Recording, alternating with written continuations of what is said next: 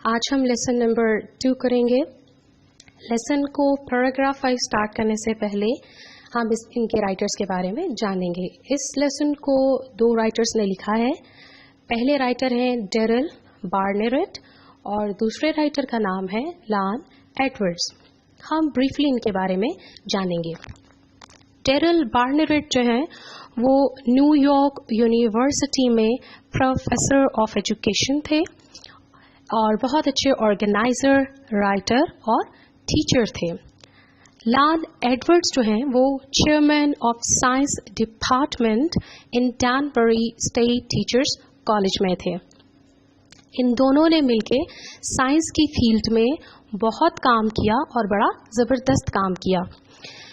The new basic science book का नाम है जो इन दोनों ने लिखी थी। हमारा जो चैप्टर नंबर 2 है या लेसन नंबर 2 है यूजिंग द साइंटिफिक मेथड। ये द न्यू बेसिक साइंस जो बुक है इसी का एक पोर्शन है, इसी का एक पार्ट है। आज हम साइंस और साइंटिफिक मेथड ये 2 ऐसी टर्म्स हैं जिनको चैप्टर को बेहतर तौर पर अंडरस्टैंड करने के लिए समझना बहुत ज़रूरी है। साइंस जो है वो लैटिन वर्ड साइंशा से डिराइव किया गया है, निकाला गया है। साइंशा का या साइंस का मतलब है नॉलेज। अब ये ऐसा नॉलेज है जो कवर करता है जनरल ट्रूथ्स को और जनरल लॉज को। किसी भी चीज़ को अगर कोई शख्स कहे कि मेरा 200% यकीन है, मुझे जो है वो पुख्ता ईमान है मेरा कि ये बात बिल्कुल दुरुस्त है, तो साइंस उस चीज़ को ट्रूथ या लॉज का नाम नहीं दे सकती। ठीक है, तो जर्नल ट्रूथ्स और जर्नल लॉज जो हैं उनको टेस्ट किया जाता है, अप्रूव किया जाता है थ्रू साइंटिफिक मेथड। अब साइंटिफिक मेथड क्या है? साइंटिफिक मेथड एक अमल है जिसमें से कोई भी हाइपोथेसिस या कोई भी ख्याल या कोई भी जो आइडिया है उसको गुजार कर उसमें से उसकी सच्चाई की तलाश करके उसको ट्रूथ या लॉज का नाम दिया जाता है। इस साइंटिफिक मेथड में इसके कुछ सर्टेन स्टेप्स हैं और इसमें सबसे पहली जो चीज़ या पहला जो स्टेप है वो है रिकग्निशन ऑफ प्रॉब्लम। सबसे पहले मसला ढूंढा जाता है, मसले की निशानदेही की जाती है कि मसला क्या है जिसको हमने हल करना है, जिसको हमने सॉल्व करना है।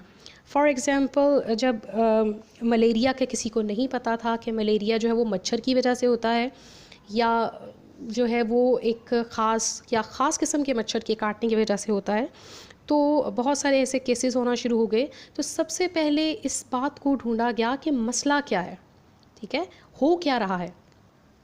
उसके बाद उस मसले को हल करने के लिए डेटा कलेक्शन थ्रू ऑब्जर्वेशन की जाती है।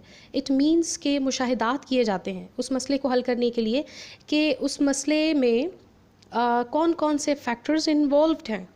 फॉर एग्ज़ाम्पल क्या ये मसला सिर्फ़ जो है वो कमज़ोर लोगों में हो रहा है, सिर्फ बच्चों में हो रहा है, बड़ों में हो रहा है, सिर्फ ख़वातीन में हो रहा है, या इनकी एक ख़ास तरह की लोकेशन रिहाइश के जो लोग हैं उनमें ख़ास मसला हो रहा है। ठीक है, तो उसके लिए मुख्तलिफ़ तरह का जो डेटा है उसको कलेक्ट किया जाता है ताकि हेल्प मिल सके प्रॉब्लम को सॉल्व करने में। अब जब आपने डेटा कलेक्ट कर लिया और आपने देख लिया कि जी ये सर्टन जो मसला है उसके लिए हमें ये चीज़ें या ये फैक्टर्स हमने ऑब्ज़र्व किए हैं, तो उसके बाद क्या किया जाता है, एक्सपेरिमेंट्स किए जाते हैं। डिफरेंट तरह के जो एक्सपेरिमेंट्स हैं वो किए जाते हैं। हो सकता है कि एक्सपेरिमेंट किया जाए, फिर दूसरा किया जाए, फिर तीसरा किया जाए। तो थ्रू एक्सपेरिमेंट जो बात जो मफरूज़ा हम बनाते हैं या समझते हैं कि मेरा ये ख़्याल है या हम समझते हैं कि ऐसा हो सकता है, इसकी ये सर्टन रीज़न है, तो वो थ्रू एक्सपेरिमेंट या तो वो बात दुरुस्त ज़ाहिर हो जाती है या फिर वो गलत साबित हो जाती है। तो इस तरह से through scientific method general truths या जनरल लॉज को जो है वो सच माना जाता है या उनको दोहराया जाता है और दोबारा से सच की तलाश की जाती है। According to the writers, by using the scientific method इंसान की लिविंग कंडीशंस बहुत इम्प्रूव हुई। رائٹرز نے 4 پوائنٹس مینشن کیے ہیں انسان کی امپرووڈ لیونگ کنڈیشنز کو شو کرنے کے لیے.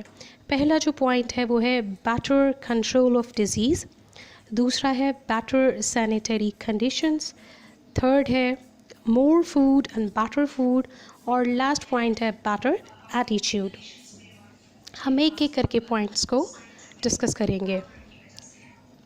Better control of disease, writers کہتے ہیں کہ اگر آپ 200 سال پہلے ہوتے تو ایک دن میں 7 بچوں میں سے پیدا ہونے والے شاید آپ ایک بچہ ہوتے جو زندہ رہ جاتا, کیونکہ اس دور میں جو ہی بچہ پیدا ہوتا تو وہ شاید بہت ڈھیر ساری بیماریوں کا شکار ہو جاتا, اور بہت کم ایسے بچے تھے جو بچتے تھے.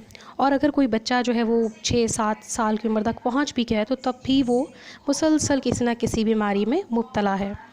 اس دور میں وہ شخص خوش قسمت سمجھا جاتا تھا جو 30 سال کی عمر کو پہنچ جاتا تھا, لیکن اپنی پیدائش سے لے کے 30 سال تک وہ شخص مسلسل مختلف بیماریوں کے ساتھ جنگ کرتا.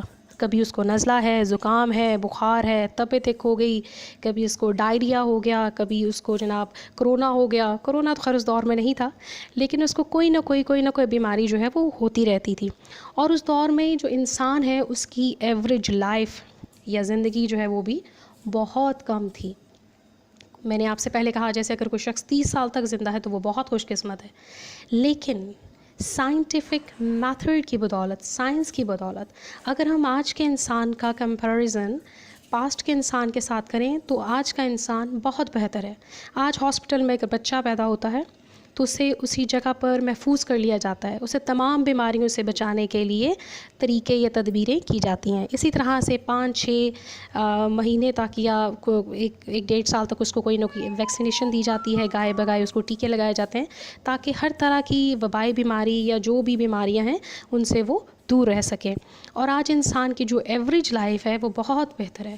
ہمیں سننے میں آتا ہے ابھی یہ فیس بک پہ ادھر ادھر کسی بھی جگہ پہ آپ جب پوسٹ دیکھتے ہیں کہ یہ خاتون جو ہے وہ 110 سال کی ہو گئی ہیں, یہ جو بوڑھا آدمی ہے وہ 105 سال کا ہے. تو انسان کی زندگی جو ہے وہ لیونگ کنڈیشنز بہتر ہونے کی وجہ سے بڑھ گئی ہے, جبکہ اگر آپ پاسٹ میں دیکھیں تو انسان کی زندگی بہت کم تھی. سیکنڈ پوائنٹ پہ ہم آتے ہیں بیٹر سینیٹری کنڈیشنز. نکاس کا جو انتظام تھا وہ بہت پور تھا. گلیاں چھوٹی چھوٹی, تنگ سی, گندی اور بدبودار تھیں. ٹھیک ہے, گلیوں کے اندر ہی نالیاں بنی ہوئی ہیں اور ان نالیوں میں ہی گند پڑا ہوا ہے. وہی گند جو ہے وہی جا کے پانی میں مکس اپ ہوگا, اور وہ پانی جو پینے والا پانی ہے اس میں بھی وہ ملے گا. تو جب آپ پینے والے پانی گندا پی رہے ہیں تو اس سے بھی ڈیفینیٹلی بیماریاں پھیلیں گی اور بہت زیادہ پھیلیں گی. اسی طرح سے لوگ کوڑا کرکٹ جو ہے وہ اٹھا کے ایک جگہ پہ ڈھیر کر دیتے تھے, وہاں پر جو جانور ہیں وہ ان کو کھاتے اور بیمار ہوتے اور مرتے اور ادھر ادھر گندگی جو ہے وہ پھیلتی. اسی طرح سے جو پانی کا انتظام ہے وہ بھی بہت برا تھا. پانی صاف نہیں ہے, لوگ دور دراز سے جا کے جو ہے وہ پانی لا رہے ہیں. ٹھیک ہے, تو پانی کا اس دور میں تو ایسا نہیں تھا کہ جی آپ اپنی ٹینکی میں کچھ گولیاں ڈال دیں اور وہ پانی کو صاف کر دے گا, یا فلٹر والا پانی یوز کریں یا پانی ابال کے یوز کریں.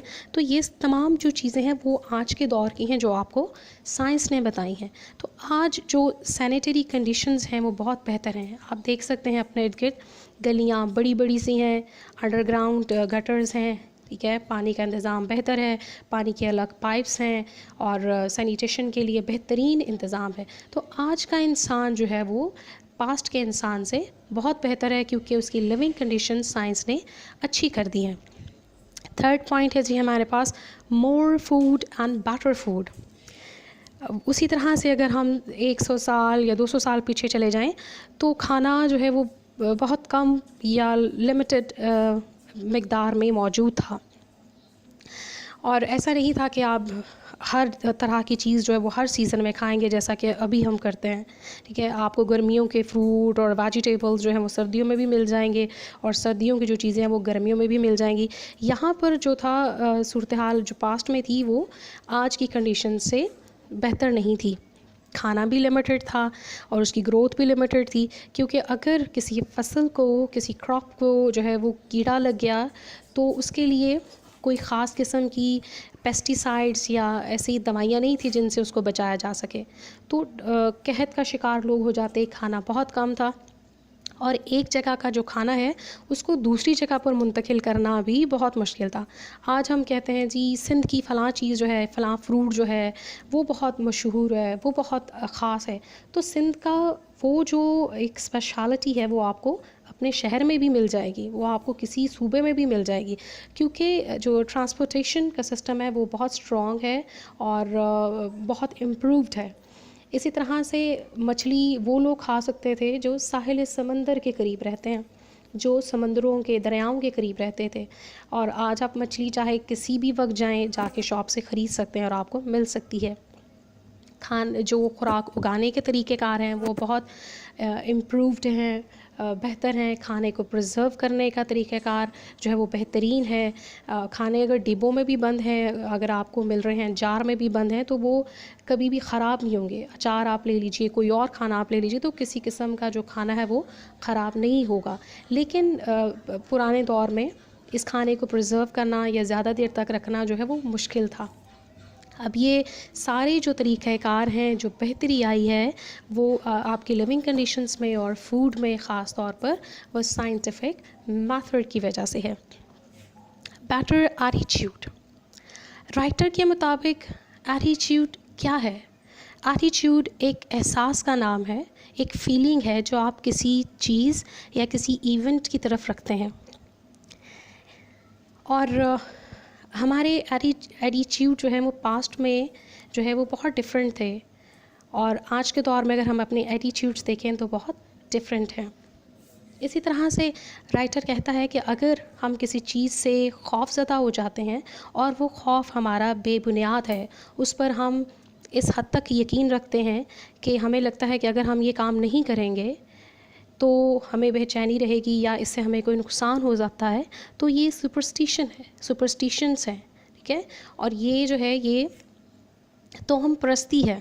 پچھلے دور میں ابھی بھی بہت سی جگہوں پر ایسا موجود ہے. ہم کہتے ہیں جی کہ نمبر 13 جو ہے وہ لکی نہیں ہے. ٹھیک ہو گیا جی, فلاں تعویذ پہن لیں, اس سے آپ بیڈ لک سے بچے رہیں گے. شیشہ ٹوٹ گیا تو اپشگون ہو گیا, بدشگونی ہو گئی. ٹھیک ہے, اسی طرح سے جو ہے وہ فلاں دن پہ ہم نے فلاں کام نہیں کرنا کیونکہ آج کا دن جو ہے وہ اچھا نہیں ہے, فلاں نمبر میرا لکی ہے. اگر کالی بلی راستہ کاٹ گئی ہے تو ہم نے جو ہے وہ اب کہیں نہیں جانا کیونکہ یہ منحوس ہوتا ہے.